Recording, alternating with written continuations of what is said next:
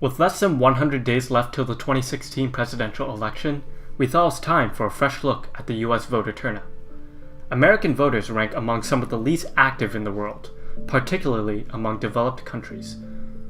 Only 53.6% of registered voters voted in the 2012 presidential election, about half of the eligible people. Looking at the most recent national elections, the highest turnout rates were in Belgium, Turkey, and Sweden.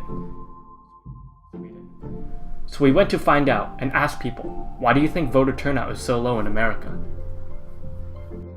First, the United States' unique voting process means that some people feel disheartened and that their vote doesn't matter. People are kind of disheartened and they see a lot of flaws in our political system, and they kind of just don't, kind of to your question earlier about not having their vote count, I think they just don't feel like they can influence it, they can change it, because it's so screwed up. We have a lot of problems and things that need to be figured out. See that we are such a large country, maybe people don't feel like their vote counts. I guess I could see that. I think in general, there's a lot of just apathy and probably some people are a little disheartened by the way the elections have gone recently. Like the campaigns, for example, tend to get very ugly and very public, and I don't know, I think you're so inundated with media coverage of the election that by the time it rolls around, I feel like maybe people are sick of it. Next, people need more unbiased clarity of information from the media. According to a Gallup study, trust in the media has hit an all-time low. Americans' trust and confidence in the mass media to report the news fully, accurately, and fairly has dropped to its lowest level in history, with only 32% saying they trust in the media. The number of Americans expressing such trust has decreased steadily in recent years. I think clarity of the information, just having a totally unbiased way to present the facts of each candidate that are 100% true, and it's a go-to place where you can get, fact versus fiction on each candidate and really kind of spell out and figure out okay, who do I think will, run this country properly or the way I want to see it run. I feel like there needs to be a neutral source that speaks to each of the candidates' platforms, and I think in this particular campaign the media has done a totally shit job of really representing the candidates for what they have to offer. They've kind of normalized Donald Trump, which is probably, if he's elected president, I think that's going to be why he's elected president, is that the media didn't come after him and say, you're lying about that, and you said a different thing yesterday.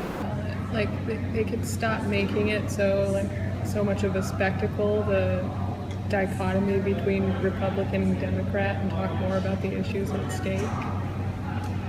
Lastly, people find both of the candidates' personalities are strongly unfavorable. In fact, no presidential candidate in polling history has been as disliked as Donald Trump and Hillary Clinton. The candidate's personality is the root of the problem in this election, I think. I think that a lot of people like that Donald Trump just says what he thinks, but you don't necessarily want a president who does that. Also, on the flip side, Hillary Clinton, not personable, people don't feel like she's fuzzy and warm, which I also don't think you need. But we're used to Obama, who is so warm, and everyone feels like they know him, and whether or not you like his politics, he's a good guy, and you can kind of sense that and feel that. The aggression and negative, sort of demeanor of Trump, very off-putting to me. Whereas Hillary, she's not Obama to me. I like Obama's kind of all smiling, presenting himself very, very personably. But I think that, she's definitely got sort of a friendlier energy to her than Trump does. So that matters a bit to me. Overall, this is a case of how the answer is a lot more complicated than the question of why don't people vote? Democracy depends on voter participation. If America wants people to vote, we need to make voting easier. So modernizing our political system wouldn't just benefit voters, it could benefit all of us as citizens.